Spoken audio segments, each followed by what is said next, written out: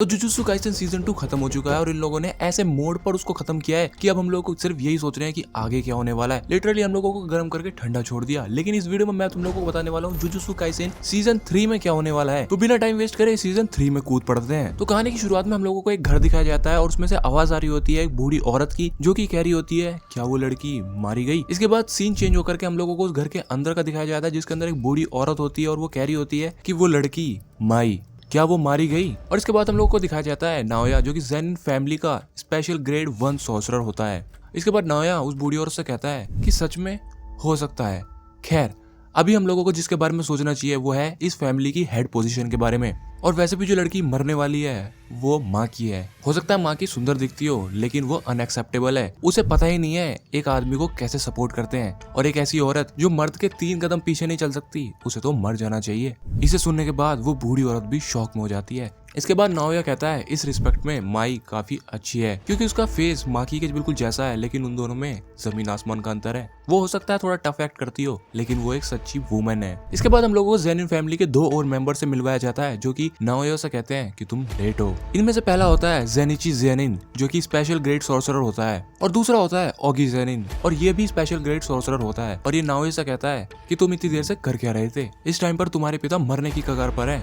इसके बाद नाओया कहता है कि मुझे माफ कर दो, लेकिन इस टाइम पर मैटर ये नहीं है कि मैं आऊं या फिर नहीं, क्योंकि नेक्स्ट लीडर ज़ेनिन क्लैन का मैं ही होने वाला हूँ। और इसके बाद वो मन ही मन सोच रहा होता है कि मेरे सारे बड़े भाई तो लूजर्स हैं, और रही बात मेरे अंकल की, तो इन्होंने मेरे पिता के छोटे भाई होने के अलावा कुछ काम नहीं किया है, और इनकी डॉटर का तो सवाल ही पैदा नहीं होता। और रही बात जिनीची तुम्हारी, तो तुम्हारा फेस मेरे से तो बिल्कुल भी अच्छा नहीं है। इससे अच्छा तो ये होता कि तोजी की जगह पर तुम मर जाते। तो भाई इतना सुनने के बाद किसी को भी गुस्सा आ सकता है, तो यहाँ पर जिनीची को भी गुस्सा आ जाता है और नाओया के ऊपर अटैक करना स्टार्ट कर देता है। इसे देख के ओगी भी अपनी तलवार निकाल लेता है। और इसके बाद नाओया काफी स्मार्टली खेल जाता है। वो इनसे कहता है कि मेरे पिता भी मरने की कगार पर है, अभी हम लोगों को ये सब नहीं करना चाहिए। इसके बाद हम लोगों को पता चलता है कि मास्टर नाओबितो ज़ेनिन फैमिली के हेड अब ज़ेनिन फैमिली में नहीं रहे, यानी कि उनकी मृत्यु हो चुकी है।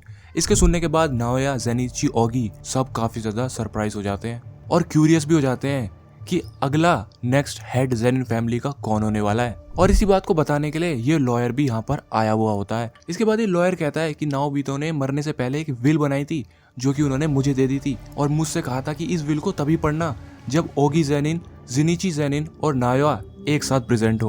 और इसके बाद वो इस विल को पढ़ना स्टार्ट करता है और कहता है कि इस फैमिली का 27th लीडर जो होगा वो नाओया ज़ेनिन होगा। नाओया को सारे एसेट्स मिल जाएंगे ज़ेनिन फैमिली के, इंक्लूडिंग कर्स्ड टूल्स, जो कि टोक्यो प्रीफेक्टोरल जुजुत्सु हाई स्कूल में और ज़ेनिन फैमिली की कर्स्ड वेयर हाउसेज में रखे गए हैं। लेकिन ये सब तभी हो सकता है जब ओगी या फिर जिनीची इन दोनों में से कोई एक अपना अप्रूवल दे दे, और अप्रूवल मिलने के बाद ये सब नाओया को हैंड ओवर कर दिया जाएगा। और इसे सुनने के बाद नाओया काफी ज्यादा गुस्से में चला जाता है कि मुझे इन लोगों से परमिशन क्यों ही लेनी है। लेकिन उसके बाद वो लॉयर कहता है कि अगर कोई ऐसी सर्कमस्टांसेस हो जाती है जिसमें सातोरु गोजो या तो मर जाता है या फिर उसकी मानसिक स्थिति बिगड़ जाती है, तो उसके बाद एक रिटन एग्रीमेंट जो कि तोजी फुशिगोरो के साथ लिखा गया है वो अप्लाई किया जाएगा, जिसके बाद मेगुमी फुशिगोरो को ज़ेनिन फैमिली का लीडर बना दिया जाएगा और सारे के सारे एसेट्स मेगुमी को चले जाएंगे।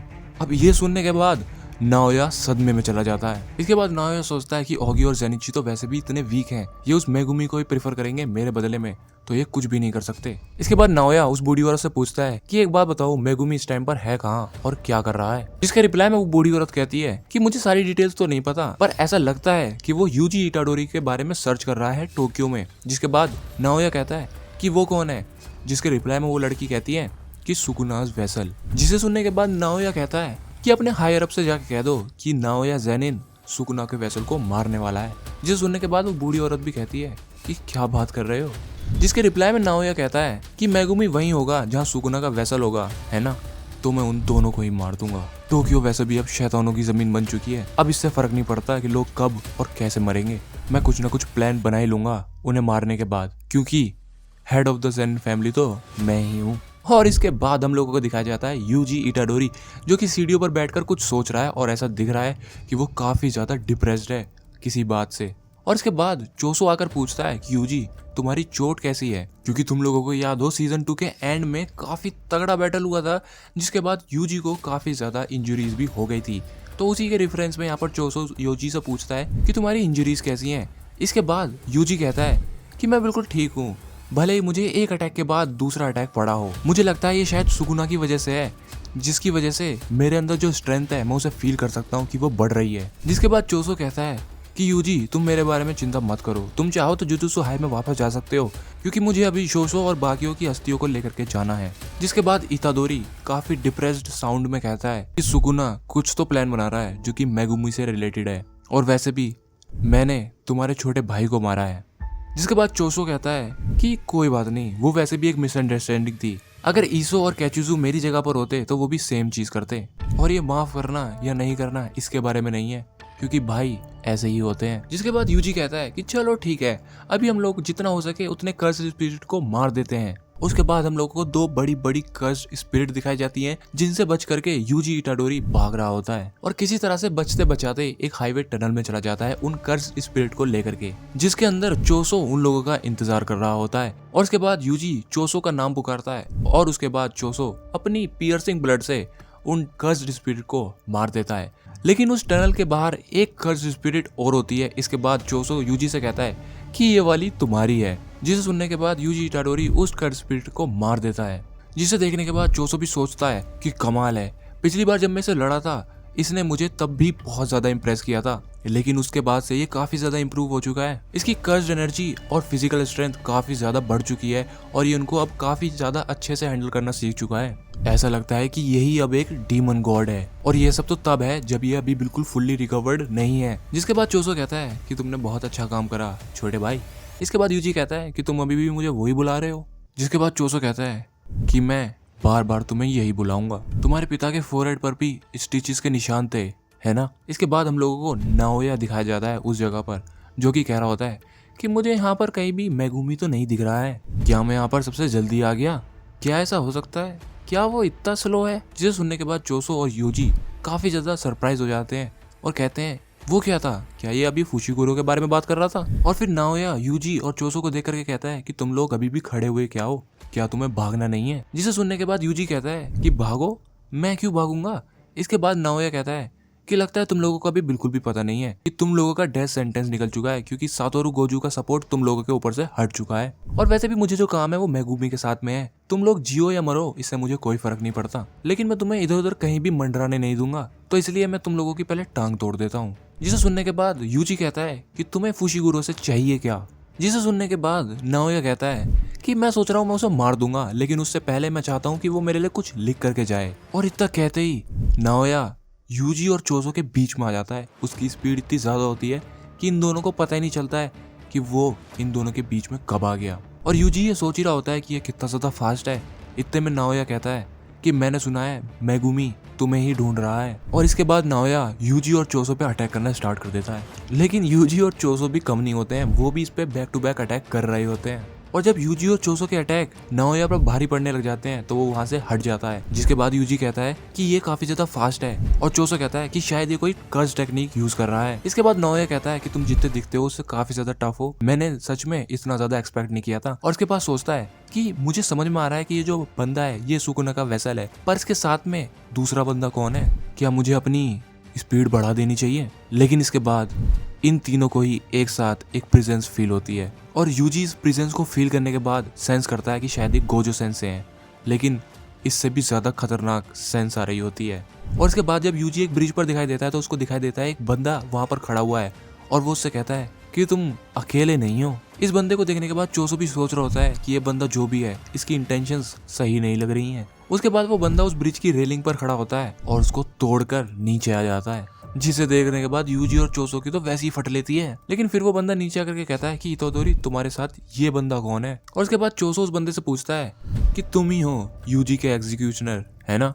और इसके बाद नाओया कहता है कि मैं तुम्हारी तरफ हूँ। और इसके बाद यूजी इतादोरी सोच रहा होता है कि ये बंदा ओकोत्सु है, और ओकोत्सु वही सेकंड ईयर का बंदा है जो फुशिगुरो ने उसको बताया था, और गोजो सातोरू की तरह ये भी एक स्पेशल ग्रेड सोर्सरर है। इसके बाद ये बंदा पूछता है कि आखिर तुम हो कौन। और इसे सुनने के बाद नाओया कहता है कि मैं नाओया ज़ेनिनु माकी का कजन, और मैं यहाँ पर इतादोरी को मारने के लिए आया हूँ, और फिक्र मत करो मैं तुम दोनों के बीच में कोई भी इंटरफियर नहीं करूंगा, पर उसके बदले में मुझे कुछ चाहिए। जिसके बाद चोसो यूजी से कह रहा होता है कि यूजी तुम्हें भाग लेना चाहिए और हो सके तो यहाँ से जितनी दूर जा सको उतनी दूर चले जाना, क्योंकि वो जो बंदा है जिसके काले बाल है ओकोत्सु, मुझे लगता है वो सेम टाइप का सोर्सरर है सातोरू गोजू की तरह, और अगर तुम उससे लड़ोगे तो तुम पक्का मारे जाओगे। इसके बाद नाओया ओकोत्सु यानी कि यूटा से कहता है कि अगर तुम इतादोरी को मार दोगे तो अपने सुपीरियर्स को क्या थोड़ा बाद में बता सकते हो, क्योंकि मैं किसी से मिलना चाहता हूँ और ये बंदा मेरे लिए भेंट की तरह काम करेगा। और मन ही मन सोच रहा होता है कि काश मैंने इन लोगों को मेगुमी के बारे में ना बताया होता। जिसके बाद यहाँ पर चोसो और यूजी भागने की तैयारी कर चुके होते हैं। यहाँ पर चोसो कहता है मैं तुमसे कल वाली जगह पर भी मिलूंगा, जिसके बाद यूजी कहता है कि ठीक है और भागना स्टार्ट कर देता है। इसके बाद यूटा नाओया से कहता है कि ठीक है फिर दूसरे वाले को मैं तुम पर छोड़ देता हूँ, और यूजी को भागता हुआ देखकर उसके पीछे चला जाता है। और यूटा को अपने पीछे आता हुआ देखकर यूजी भी कहता है कि ये काफी ज्यादा फास्ट है, जबकि इसने अपने हाथ में कटाना भी ले रखी है। और यूजी की इस स्पीड को देख करके यूटा भी कहता है कि ये काफी ज्यादा तेज है, मैंने सोचा था ये जैसे ही भागना स्टार्ट करेगा तभी पकड़ लूंगा। और ये दोनों एक दूसरे के पीछे भाग ही रहे होते हैं। इतने में चोसो और नाओया की फाइट स्टार्ट हो जाती है, और इन लोगों की फाइट के दौरान नाओया कहता है कि मैंने तुम्हें पहले देख लिया था, वो ब्लड मैनिपुलेशन थी, है ना, पता नहीं तुम्हारे पास वो कैसे है, लेकिन पियर्सिंग ब्लड के अलावा मुझे उनमें से किसी से भी डर नहीं लगा। और पियर्सिंग ब्लड को यूज करने के लिए तुम्हें कन्वर्जेंस चाहिए होगा, जिसके लिए तुम्हें चार्ज अप होना होगा। और अगर तुम्हें नहीं पता कन्वर्जेंस किसे कहते हैं तो मैं बता दूं कि ब्लड पियर्सिंग को यूज करने से पहले तुम्हें एक तरह से फोकस मोड में जाना होता है, जिससे ब्लड मैनिपुलेशन का जो यूजर होता है वो पियर्सिंग ब्लड को अच्छे से यूज कर पाता है। इसके बाद नाओया कहता है और इसके आगे मुझे कहने की ज्यादा जरूरत नहीं है, ये चेकमेट है, तो अब तुम मारे जाओगे। जिसके बाद चोसो कहता है कि क्या तुम्हें यहाँ पर ऐसा लगता है कि मैं तुम्हें जिंदा जाने दूंगा, वो भी मेरे छोटे भाई पर हमला करने के बाद। इसके बाद हम लोगों को दोबारा से यूजी और यूटा को दिखाया जाता है, जो कि एक हाईवे पर भाग रहे होते हैं, और वहां पर एक गाड़ी पड़ी हुई होती है, जिससे बच करके यूजी किसी तरह से उस पर जंप लगा लेता है, लेकिन यूटा उसका नीचे ही वेट कर रहा होता है। और जैसे यूजी वहां पर आता है वो अपनी कटाना से उस पर हमला कर देता है, लेकिन यूजी इतना फास्ट होता है कि यूटा की कटाना उसको लगती ही नहीं है। और यूटा भी एक पल के लिए सोच में चला जाता है कि मैं बिल्कुल श्योर हूँ कि मेरी कटाना ने उसको काट दिया था। और इसके बाद यूजी से कहता है कि तुम बिल्कुल माँ की तरह हो। और जितने में यूटा ये कह ही रहा होता है, इतने में यूजी उस कार पर अटैक कर देता है और कहता है कि यही मेरा चांस है, और वहां से भाग जाता है। लेकिन उस कार को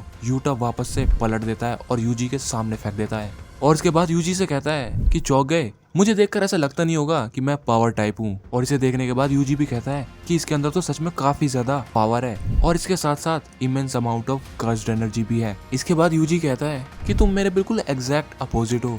इसके बाद यूटा कहता है तुमने नोटिस कर लिया, मेरी कर्ज एनर्जी गोजो सेंसे से भी ज्यादा है। इसे सुनने के बाद यूजी भी चौंक जाता है। इसके बाद यूटा कहता है कि गोजो सेंसे के पास 6 आइज है, तो जब भी वो अपनी किसी कर्ज टेक्निक को एक्टिवेट करते हैं तो उनकी एनर्जी जो होती है क्लोज टू 0 होती है, और इसी वजह से तो गोजो सेंसे सबसे बेस्ट है। एक पल के लिए मेरी कर्ज एनर्जी खत्म हो सकती है, लेकिन गोजो सेंसे की कभी नहीं होगी। और इतना बताते बताते ही इन लोगों की बैकग्राउंड में फाइट चल रही होती है। और इन दोनों की जब फाइट चल रही होती है, इसके बाद यूजी कहता है कि इस बंदे में कुछ तो है, इसकी जो पूरी बॉडी है इवन इस कटाना कर्ज एनर्जी से भरी हुई है, और मेन प्रॉब्लम इसकी मूवमेंट्स को रीड करने में नहीं है। ये जो भी अटैक कर रहा है वो पहले से ही डिसाइडेड है, और जितना भी डैमेज हो रहा है ये उसको कोशिश कर रहा है कि कम से कम हो। इसके बाद यूटा अपनी कटाना से यूजी के ऊपर अटैक कर देता है, जिसके बाद यूजी उसको डॉज कर लेता है, और इसके बाद कहता है कि मुझे इसकी कटाना से ही पहले छुटकारा पाना होगा, वरना मैं मारा भी जा सकता हूँ। इसके बाद यूजी सोच रहा होता है कि जब तक मैं अपनी बॉडी को स्टील की तरह बना सकता हूँ कर्स्ड एनर्जी की मदद से, तब तक मुझे ब्लेड से डर नहीं लगता। लेकिन इस बंदे के बारे में अगर मैं यही सोचता रहा तो ये मेरे शरीर के टुकड़े टुकड़े कर देगा। और इसके बाद यूजी को एक कार दिखाई देती है उसी हाईवे पर, जिसे देखने के बाद यूजी उस कार की तरफ दौड़ना स्टार्ट कर देता है और उस कार के अंदर जंप लगा देता है। और उस कार के अंदर जब वो जाता है उसको दिखाई देता है एक ब्लेड, जिसे वो उस कार के अंदर जब वो जंप करता है उसी टाइम पर उठा लेता है, और उस कार से जंप करने के बाद उसी जगह पर रुक जाता है, जिसे देखने के बाद यूटा उस पर अटैक करने ही वाला होता है। इतने में यूजी अपना ब्लेड निकालकर उसकी कटाना से क्लैश करवा देता है। और इस ब्लेड को देखने के बाद यूटा भी कहता है कि इसको ये ब्लेड आखिर मिला कहाँ से। फिर उसके दिमाग में क्लिक होता है कि हो इसने उस कार से उठाया होगा जिसमें अभी अभी घुसा था, लेकिन जब तक ये ब्लेड कोई कर्ज टूल नहीं है मुझे इसे डरने की जरूरत नहीं है। इसके बाद यूजी यूटा पर अटैक करना स्टार्ट कर देता है और इन लोगों की एक फाइट होना स्टार्ट हो जाती है अपने टूल्स से ही। और इस फाइट को चलते चलते ही यूजी इस ब्लेड को कर्ज एनर्जी से इम्ब्यूज कर देता है। और इसके बाद हम लोगों को हमारा प्यारा गोजो सातोरू दिखाया जाता है।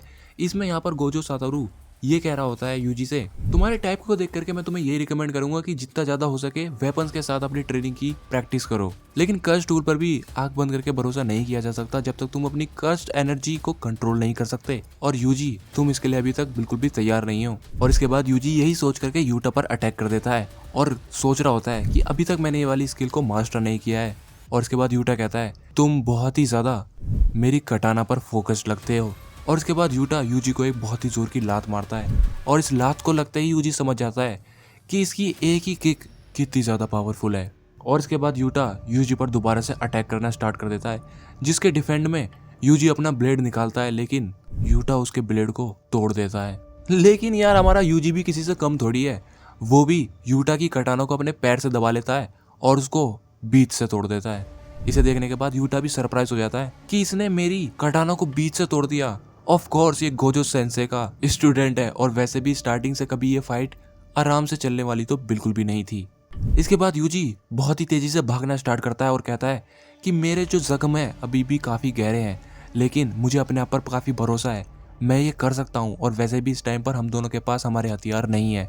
इसके बाद ही यूजी के फेस पर एक हाथ आ जाता है और ये हाथ एक शिकिगामी का होता है, और ये शिकिगामी आते ही कहती है कि आखिर यहाँ पर चल क्या रहा है। इसके बाद यूटा कहता है कि हम तो बस खेल रहे थे रीका। इसके बाद यूजी कहता है कि रीका क्या, ये एक शिकिगामी है, पर ये आई कहाँ से, और मैं यहाँ से हिल भी नहीं सकता, और ये काफी ज्यादा स्ट्रॉन्ग भी है। और इसके बाद यूटा उस शिकिगामी से कहता है कि मेरे लिए यूजी को थोड़ा पकड़ के रखना, और उसके बाद अपनी कटाना जो कि टूटी हुई होती है वही यूजी के दिल में घोंप देता है, और इस कटाना को सुगुना भी फील कर पाता है कि कुछ तो हुआ है। तो यार बस आज की इस वीडियो में इतना ही। अगर मैं इससे ज्यादा की स्टोरी बता दूंगा तो ये वीडियो काफी ज्यादा लंबी चली जाएगी और तुम लोग भी बोर हो सकते हो।